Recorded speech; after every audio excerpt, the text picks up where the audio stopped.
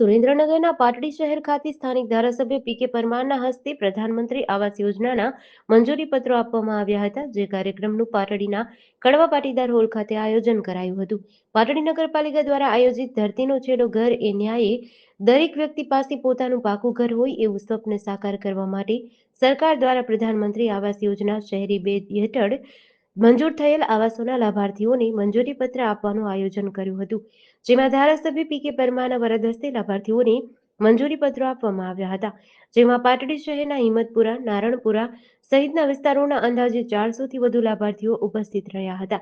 યોજાયેલ કાર્યક્રમમાં પાટડી શહેર ભાજપ પ્રમુખ વિરલભાઈ સોની, નગરપાલિકા પ્રમુખ ચેતનાબેન ચંદારાણા, ઉપપ્રમુખ હિતેશભાઈ, કારોબારી ચેરમેન ગીતાબેન, રશ્મિભાઈ રાવલ તેમજ પૂર્વ પ્રમુખ મૌલેશભાઈ પરીખ, મુકેશભાઈ દેસાઈ, પાટડી શહેર ભાજપના મહામંત્રી, નગરપાલિકાના સદસ્યો, નગરપાલિકાના ચીફ ઓફિસર સહિતના મોટી સંખ્યામાં લોકો ઉપસ્થિત રહ્યા હતા. જીડીસી ન્યૂઝ સાથે જયેન્દ્રસિંહ ઝાલા, લખતર.